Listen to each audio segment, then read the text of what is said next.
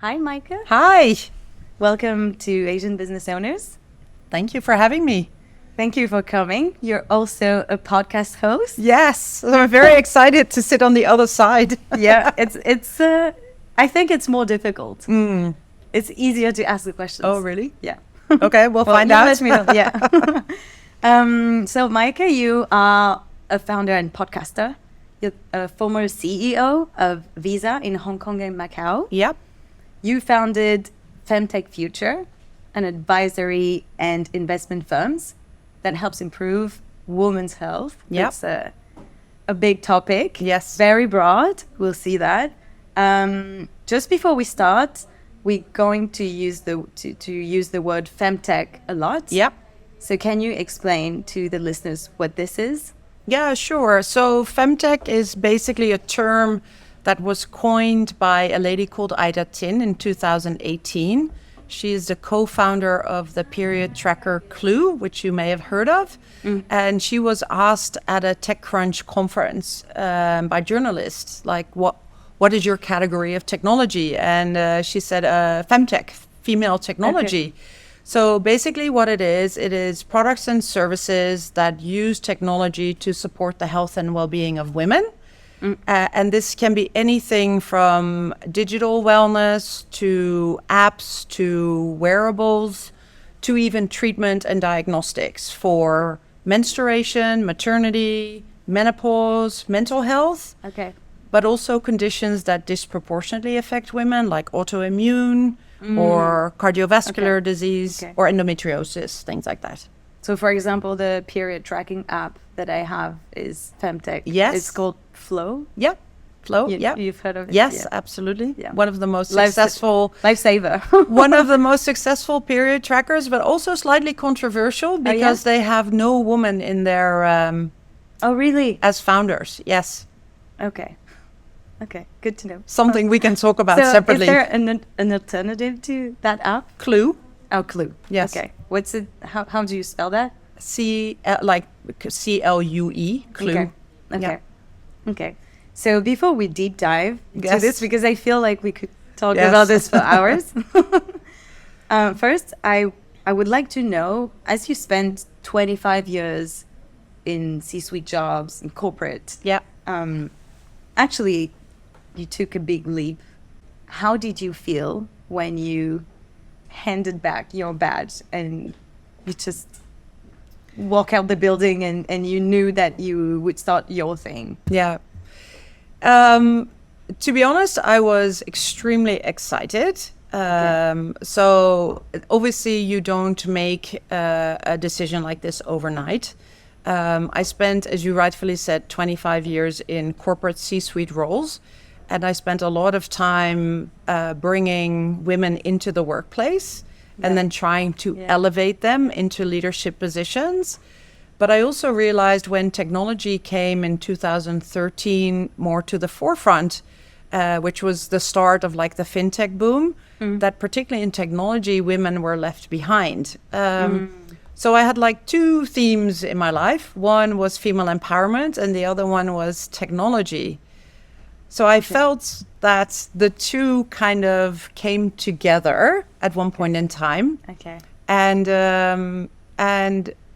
it almost felt like I was walking on a high diving board, and that I spent 25 years kind of getting up the stairs and then walking towards the end and kind of stepping back and going forward and stepping back. And I think once I made the jump, it was like, woohoo, I did it. There's no turning back. Okay.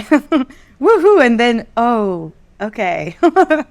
No, there wasn't No? really an okay kind of thing. No, it was, I was genuinely excited because I felt that probably for the first time, I'd actually really found my purpose. Okay. Yeah.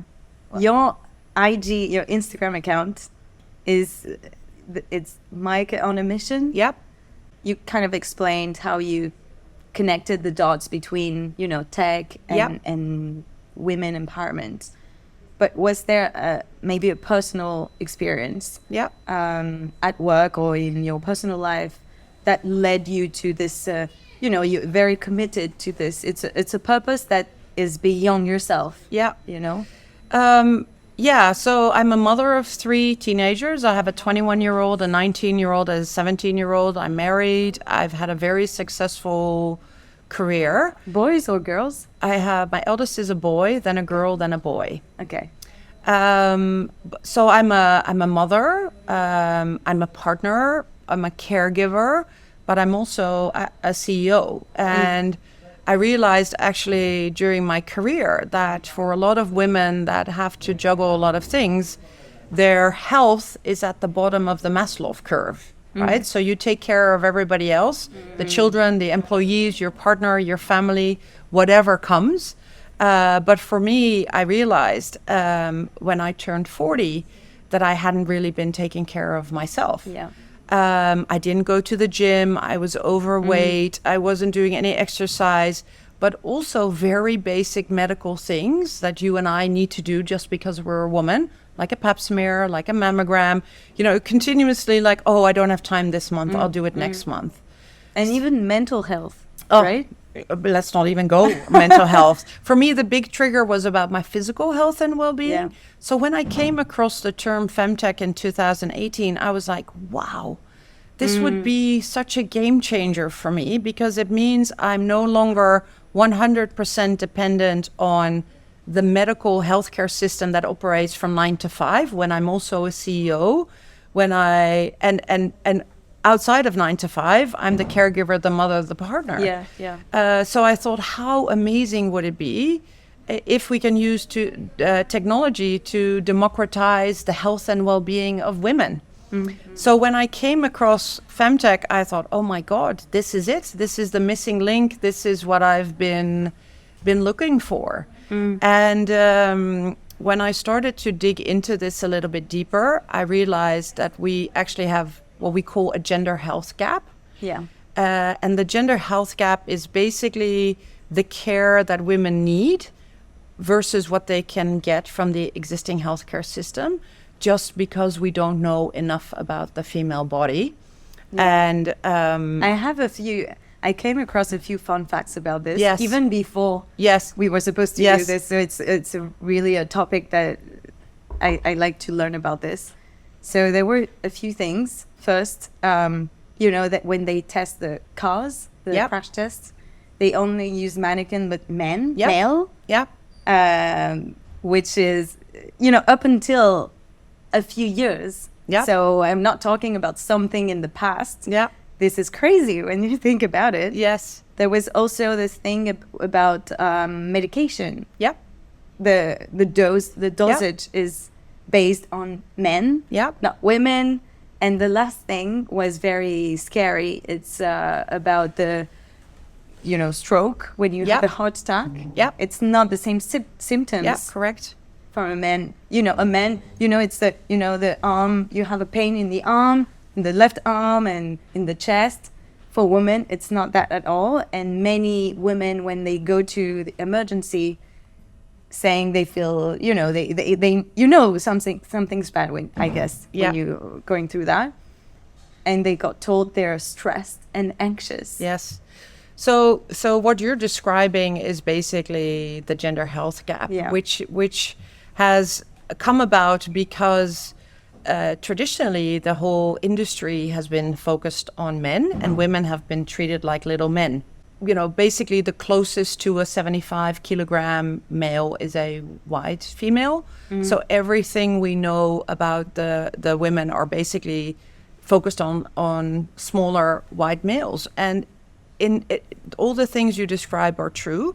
So it wasn't until 1994 that it actually became mandatory to include women in clinical trials, which means that, to your point about the dosages of medications, or if you look in the news about drug recalls, a lot of the drugs were not properly tested on women because they were not included in clinical trials.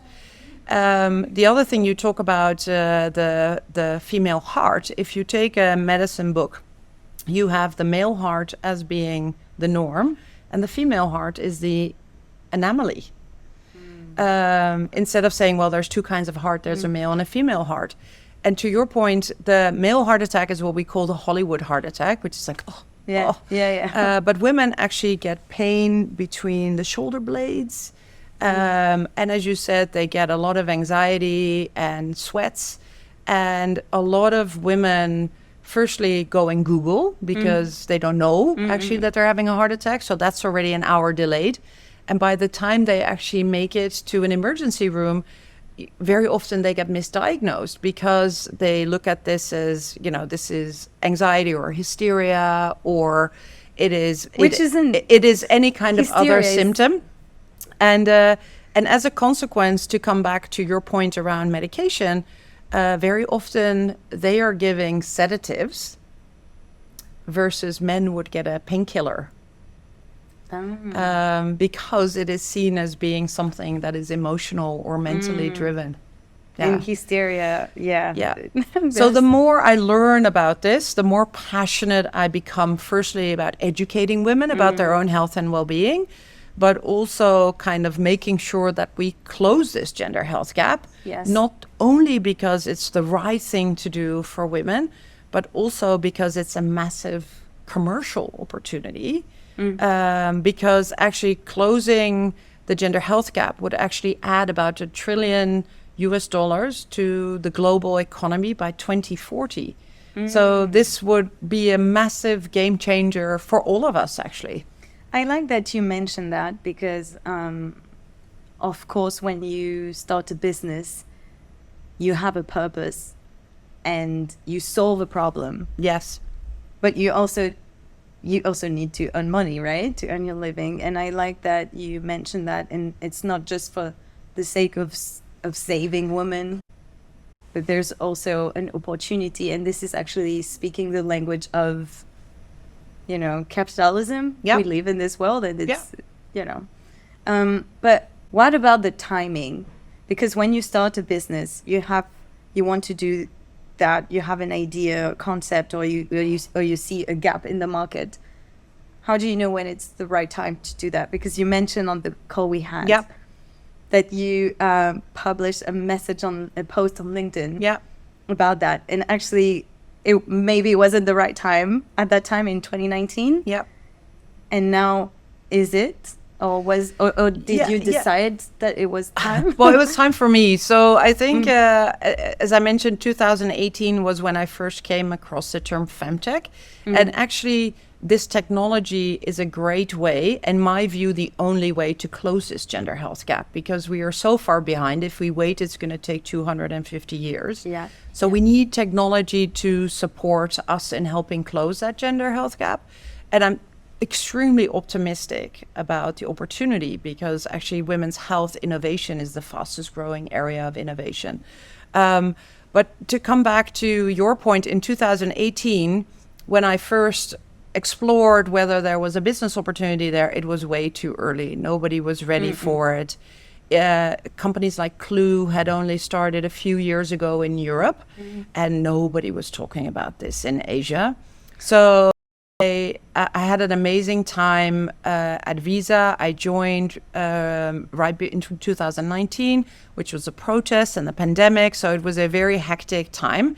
And I think you all recall what everybody was doing, particularly as the pandemic went on. People were studying, people were doing online courses. And I was really doing a lot more research on femtech and also sex tech, so more sexual wellness related technology.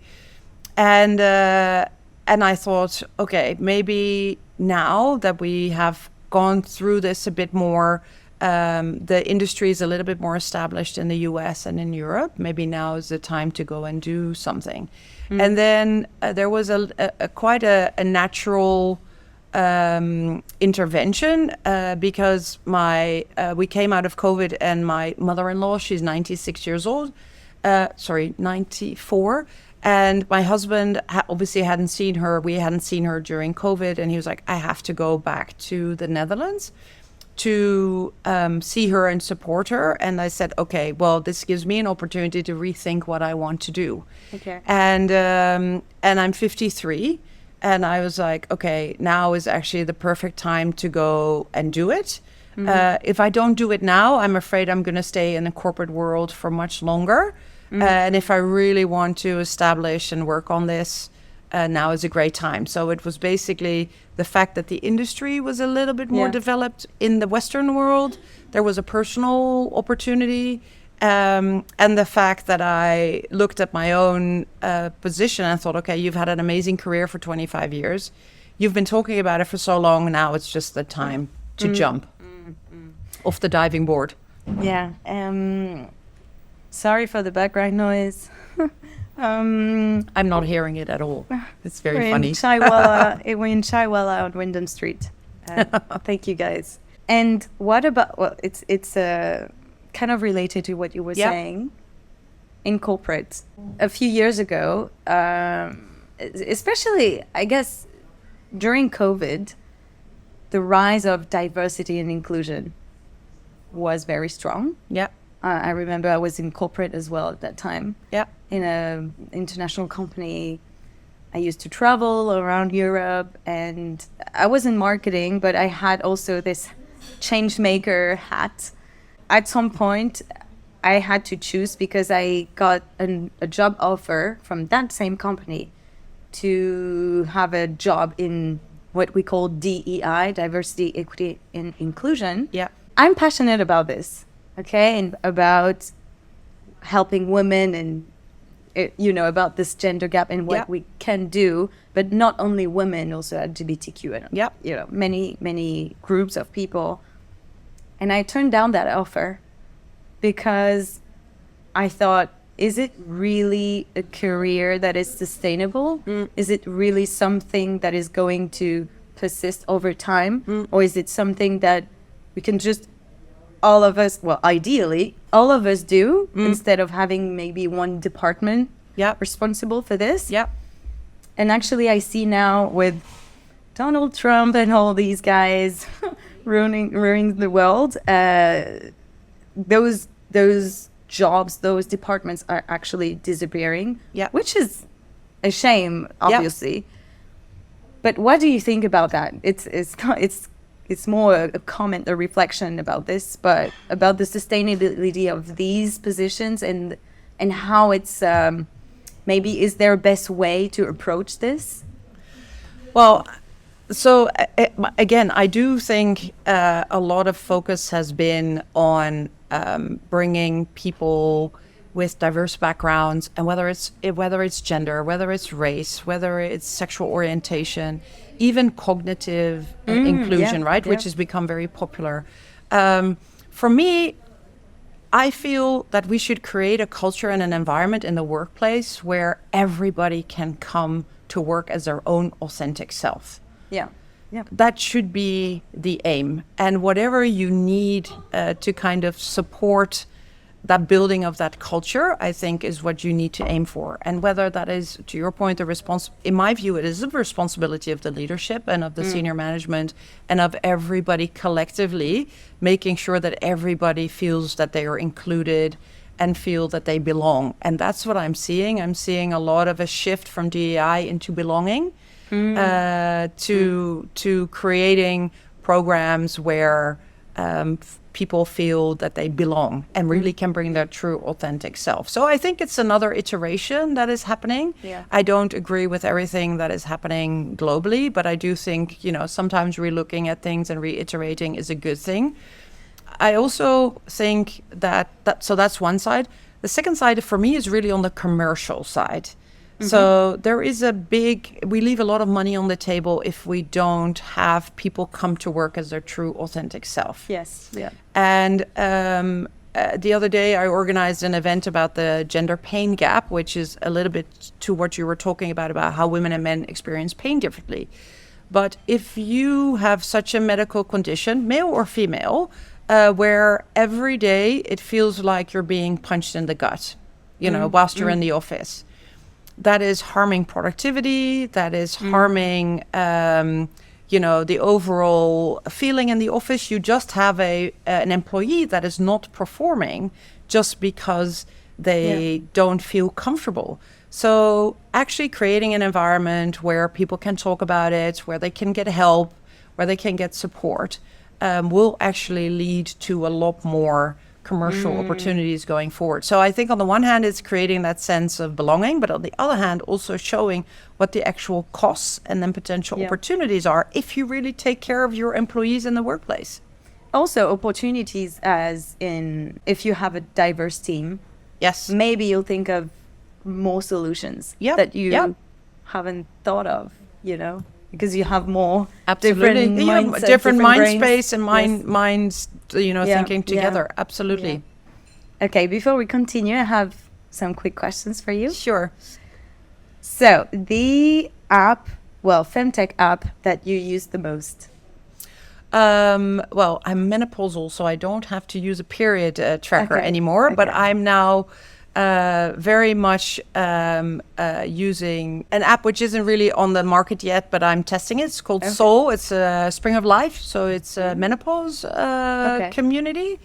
And I'm also very fascinated, particularly as a menopausal woman, about sleep. Because it's a big problem as your hormones change. So I do a lot of work on my sleep. Okay, I didn't know that. Yeah. Well, there's so few, more and more communication about menopause, but not enough. No. Coming though. Yeah, another topic. Yes. One self-care ritual every woman should do. Or maybe you do and you think, you tell your friends about. Well, I mentioned I learned the hard way that you really need to take care of yourself. So I have really, really scheduled time now in my calendar for self-care. So I go to the gym twice a week. I go spinning twice a week. I meditate. I have created a whole routine around my self-care. Okay. But the most important learning for me is that you need to schedule that. Just like I schedule a podcast recording, you need to have a fixed time and place to do it. Yeah. The song that you listen to when you need an energy boost. Oh, I'm a massive fan of Teddy Swims. Mm-hmm. Do you know him? No.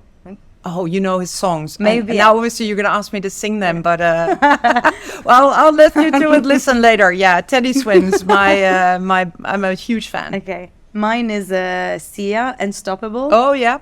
That's a good one. Yes. A book you would recommend? So you quoted about the seatbelt from Invisible Women, but I would actually like to pitch a book by a local author, Anka Griffiths. So she has written a book, co-authored a book called Why Women Aren't Winning at Health But Can. Okay. Incredible book. And last question, how do you celebrate a big win?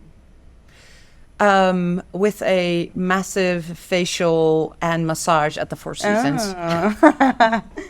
Oh, that's a good one. Well, that's the thing very is, good one. When you're an entrepreneur now, you can't splurge like this, like I could before. So if I have done something really well and I think I deserve a big treat, that is my go-to treat.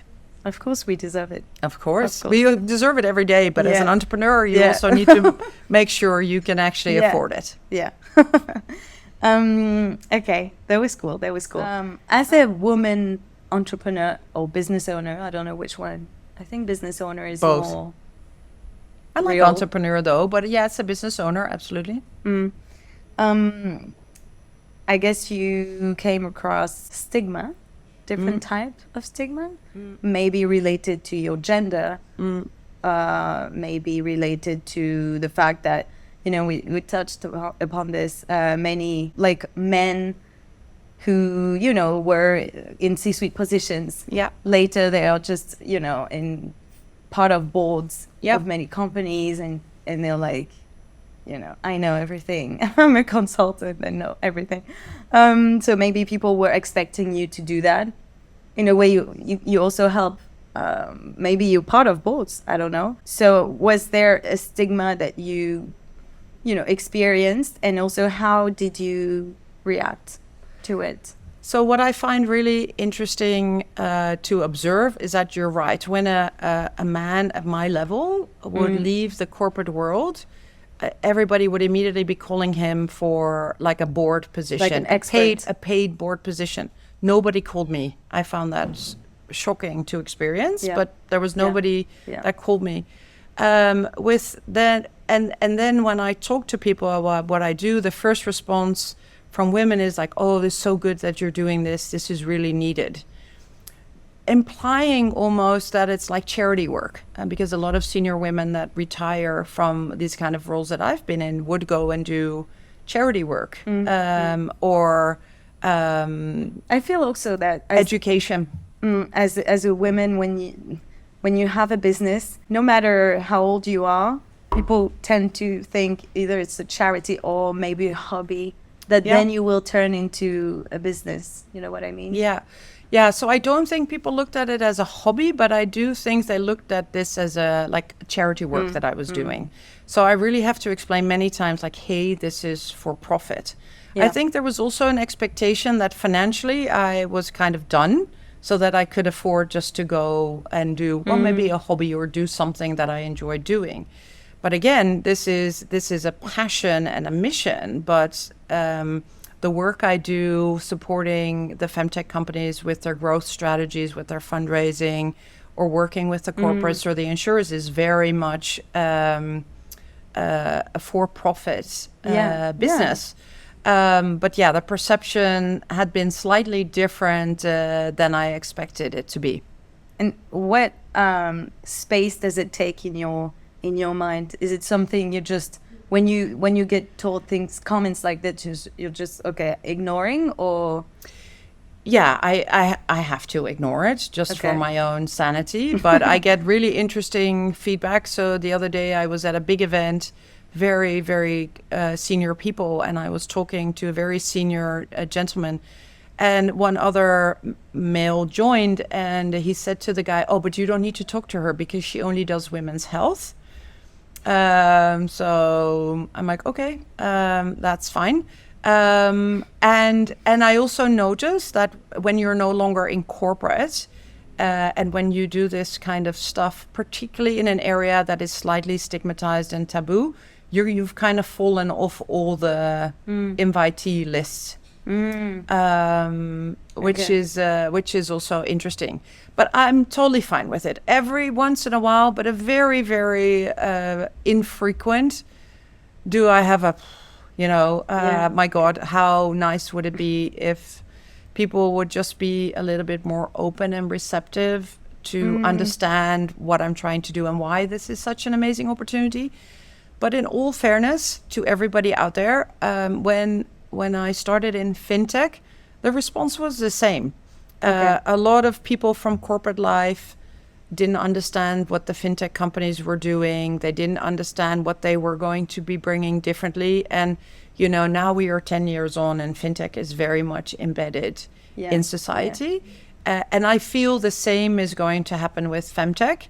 And when you're pioneering, so the first time I pioneered in a corporate environment, which also has its challenges, by the way, but now pioneering and entrepreneuring outside of the corporate space in an area that is slightly more stigmatized, taboo, is a little bit harder, but it hasn't changed my energy levels or passion to kind of make this into a success. And is it a topic, especially sexual health, is it more taboo here in Asia, in Hong Kong? No. Rather, compared to Europe? No. I originally thought so. I always thought the West was much more liberal, particularly Europe and the Nordics. But I think there are certain areas that are very similar. So sex education globally is extremely poor. You're from France. I've spoken to a lot of people from France that... I had one once when I was in secondary school. And everybody was laughing. Yeah. So, So no, the sex education is the same for everybody. And the shame that still exists about sex and sexual health and wellness is also the same. I think we are trying to globally change the attitudes by normalizing the conversation. And that's also where FemTech helps, because you're seeing at-home diagnostics tests for HPV, for example, or for STDs, which also helps with making people more comfortable to take these tests and then anonymize the way they have to take them. But yeah, there's just a lot of things about our health, people are uncomfortable talking about. Yes. And it's really wide ranging, from not wanting to talk about cancer, wanting to do this privately, solve it, to, not wanting to talk about going through fertility treatment, not wanting to say to people that you actually don't want children, is also a big topic. So actually, don't want to bore people with the fact that you experience pain. So the whole area is stigmatized. It's just that when we talk about physical health, it's the easiest thing to talk about. Mental health, still also very hard, but thankfully through the pandemic, people are becoming more open. And then sexual health is kind of at the bottom. Yeah. Recently I was talking to a friend and we were talking about gynecologists. Well, I don't want to stigmatize them, but some are very good and some are very bad. And it's also, you go to the doctor, you go to see them, and how many times it happened to me that I was, you're not super comfortable, it's not a pleasant moment, but at least they can make it sometime, easier. So many times I got told things that were not clear, that I couldn't understand. I remember when I was younger, taking the pill, they don't tell you anything yet. Yeah, just take this. Yeah. And what?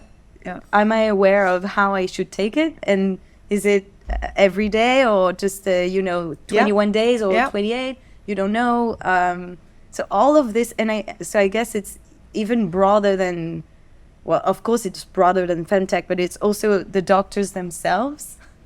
Well, I think, FinTech started because the financial services system was broken.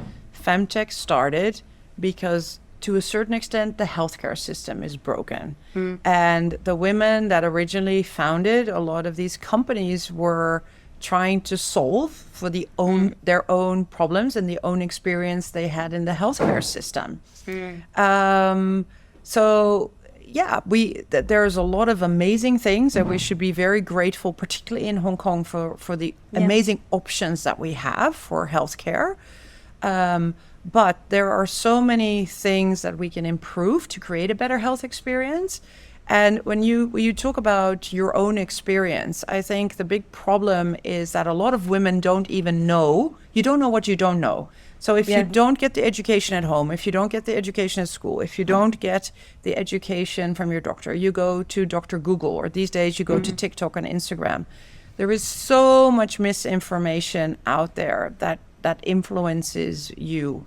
And that is where I think, to a certain extent, the technology that FemTech provides can help. So if you've been tracking, tell my daughter, track your period. Should you later in life have an issue, you have massive problems with pain, or you have fertility issues, at least you can go to your doctor and say, hey, I've tracked my period for the last 15 years. This is what it looks like. Does it look irregular? So I also have to encourage the women to get more educated about themselves. So the medical system, you're from France, I'm from Europe. There were like 5 people that were kind of holy. That was like the lawyer, the notary public, the banker, the doctor, and the priest. And basically those were the people that you trusted, knowing more about a topic than you.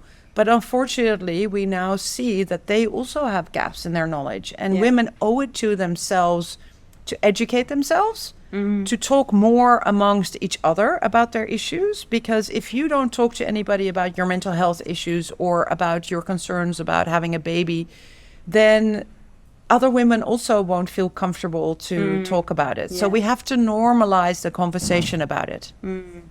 So what would you advise women to do, or what to read, or what to listen to? Maybe a podcast, to be more aware of and learn more about their own body, their own health. Yeah. Well, it's a big challenge. Obviously, there are some really amazing doctors out there on Instagram and TikTok that really, really give amazing advice. One of the reasons I started my podcast, FemTech at Work, was to amplify the voices of the FemTech founders, so that women could also understand, like, Yeah. hey, there's people working on solutions for you. And the other thing that we're doing is just creating more events and more. I'm organizing a very big women's health conference in Hong Kong, June 16 and 17, hoping that a lot of women will attend so that they get to understand more about the problems, but also about the solutions that are out there. And now if we talk more about the business, I'm talking to the business owner. Yeah. Did you have a business plan when you started all this? Because you talked about, you know, you have a profitable business. You're not a charity. So did you start? And if you didn't have a business plan, okay. So did you start earning money quickly, or how did this happen? No, I didn't have a business plan, and it was very funny because when I resigned... Isn't it outdated? Not to have a business plan? No, to have a business plan. Oh, well, what was interesting is was that when I resigned from Visa and I had to call some of my clients, I also spoke to some of the fintechs. And they said to me, why have you resigned? Do you have a minimum viable product? So not a business plan, but a minimum viable product. And you need at least a minimum viable product that is 6 months 6 months old. So no, I didn't have that. But I was very fortunate and that was a very big surprise to me. So I had expected corporates or companies to come to me to say, hey, can you help us? Can you join our boards? Whether it was for a role in innovation or on tech. I still think there is a huge demand for that, but that didn't happen. But what happened was immediately startups found me. Through the community. They were like, hey, can you help us? We don't have any women. We don't know how to grow further, or we're in the B2C space. We want to grow in the B2B space. So very quickly, I had a handful of clients. And then from there on, I had a bit of time to talk to a lot of people and figure out what was the best way or the best model to make the business financially viable. And in all fairness, I started kind of mid-2023, and I would say that I just rode the waves a little bit, 2023, 2024, and it was only towards the end of last year that I was like, okay, now I figured it out. This is what I'm going to be doing.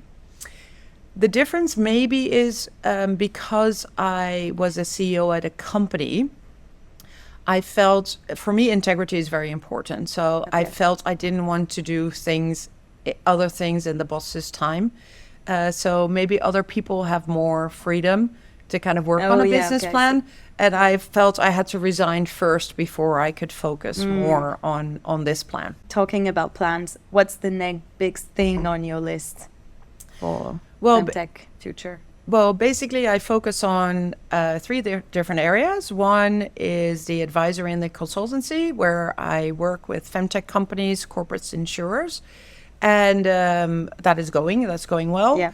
The podcast I started last year. I like it. I like it. I love it. I started with an episode every 2 weeks, but as of the 1st of January, I made it to a weekly episode. Congrats! And we know the work it is exactly. but I really, really like it, and I want to build that further. And I want to work with some of the brands that are interested in women's health and innovation and want to grow, particularly in Asia. So that's the second pillar. The third pillar is, as I mentioned, the global summit. So the Women's Health in Focus Summit that I'm organizing June 16, 17 at the Asia Society. And then what is very exciting and new is that I will be launching a global platform called the Women's Health Innovation Council. Because what I have noticed is that a lot of the femtech companies work either in Europe, either in the US, either in Asia. And to give you an idea, one of a global first innovation from Hong Kong is a company called WomenX, and they have developed a menstrual pad that you could use to test for HPV and for cervical cancer. Wow. It was developed in Hong Kong. You can actually buy it at Manning's, but it is only available in Hong Kong. Okay. Now, there are women in the US that have developed a tampon that you could use to test for STIs. They don't know each other. Oh, wow. Okay. So I'm creating a platform where these startups can come together to know each other and collaborate, but also bring on board the industry. So pharma companies, corporate innovation teams, insurers, anybody that is interested in women's health to, in this year's IWD theme, accelerate action. So I very strongly feel that what the fintech industry and the financial services industry was wrong is that they were at ends of the spectrum for too long, and they took them 5 years to realize that collaboration was key. Yeah. So I want to accelerate action, and I want to accelerate collaboration by setting up this platform. Looking forward to it. I'm really intrigued by this thing you mentioned that it's available at Manning's. Yes. Okay. Yeah, actually, they're doing some pretty amazing things. So they have an area now in the IFC store where you can actually do self-testing. So they have all kind of products that you can test for at home. Okay. I have a question before the last one. Sure. Is there a woman that, either famous or someone you know, that you admire because of her commitment to improving women's lives, and maybe not only health, but just their lives? Well, I have a few, but one that I've really looked up to for the last few years is Gillian Anderson, the actress. Do you know her? She had the Netflix series Sex Education, but she was also, when I was younger, she was already very well known. Therapist in yes. Yeah. And she kind of pivoted from her career in movies and series to a sexual health advocate. So she started a drink called the G-Spot, and she wrote a book called Wands. So she has anonymously gathered female fantasies. So she has made an open call into the world to have women submit their fantasies, and they're now available in a book. And I want to read that. Yes, you should. It's really, really very interesting. But what I like about it, and that's what I'm also trying to do, is she obviously has a much smaller scale, but she's obviously a celebrity. And celebrities have clout and have power. And she is actively using her voice to advocate for normalizing conversations about sexual health and wellness. Just like Halle Berry has started to do that now for menopause. Oprah Winfrey has now started to do that for menopause. And me and my little humble thing, I want to use the corporate credibility, which is a big word, but what I've built up in Asia for the last 25 years, and use my corporate voice to advocate for topics that are stigmatized and taboo. And, you know, in all fairness, I think there is no celebrity or no famous person in Asia that is really kind of the spearhead of women's health. So in the absence of that, I just want to be that person that advocates for women's health and FemTech in Asia. Wow, nice. And now my last question, that is the question I asked all my guests. Yeah. Do you have a lesson that you would like to share with fellow business owners? Yeah. For me, the biggest lesson so far is don't do it alone. Okay. So create your personal boardroom. So when you're in a corporate, we all have to be accountable to a leadership team or a management team. When you're alone, you're basically not accountable to anybody, which on the one hand is great. But on the other hand, you need people that kind of keep you on the right track. So I call it your personal boardroom. So create a group of people around you that you trust for different things. So I have one person that is very business focused, that keeps me on track for that. I have somebody that really keeps care of my mental health, my go-to person. Like I have somebody that is from the startup world. So I have a group of different skill people, different skill set, all friends that I can go to for advice, for help, for encouragement, that cheer me on. Because whilst it sounds very glamorous to kind of be your own boss, it can also be super lonely. And if you're not mentally very strong and capable of dealing with that, it can become quite problematic. So I find that the founders that do really well and the entrepreneurs that do really well, they all have people around them that keep them straight and that give them advice and that hold them accountable for their actions. Yeah, it's funny that you say glamorized, because when I was recording an episode with another guest a few days ago, I asked him that question about the entrepreneurs being glamorized, and it's actually, this podcast is about the reality of entrepreneurship, and we know why we're doing this. Yeah, but we know that it's tough and that it's not so glamorous. So on my podcast, I actually interviewed a lady yesterday who had been running a mental health startup for women in the Philippines, and she had to shut it down. Oh, really? She said, I tried, I had KPIs that I needed to meet. I took time off from, let's say, the corporate world to give it a shot. But I had to be realistic that this is just too hard. The timing is not right. The support is not there. And I commended her for her courage, because it is incredibly courageous to also say, hey, this is not working. I'm shutting down my business. Yeah. It's a good question to ask, because does it affect your mental health and well-being? Is it your financial health and well-being, your physical well-being, or whatever? But there should also be boundaries as to how long you continue. But how to find that balance between being persistent, but also not stubborn. Well, and realistic, right? Yes. Yeah. And that's where I think having people around you that keep it real. And that so those people they're not working directly with you, or no, they're just my friends, or they're people that are from the industry or that I've collected over time.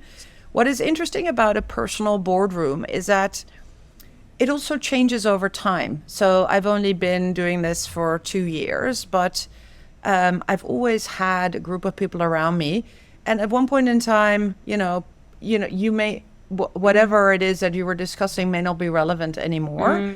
And you mix people out and you create new people that kind of support, mentor, coach, cheer you on. Thank you so much, Maaike. This was it already? Yeah. I think it was very insightful. I love to talk about this, and I love, people passionate like you, and you really thrive to make an impact. I love that. Well, thank you for giving entrepreneurs in Asia a voice. I think it's really important to showcase all the amazing entrepreneurs that are out there. Yeah. And really grateful to have been here today. So thank you for having me as a guest. Thank you so much. Thank you.